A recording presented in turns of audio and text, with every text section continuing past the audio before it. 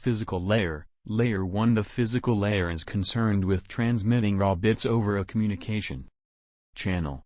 The design issues have to do with making sure that when one side sends a 1 bit, it is received by the other side as a 1 bit, not as a 0 bit. Typical questions are how many volts should be used to represent a 1 and how many for a 0, how many microseconds a bit lasts, whether transmission may proceed simultaneously in both directions, how the initial connection is established and how it is torn down when both sides are finished, and how many pins the network connector has and what each pin is used for.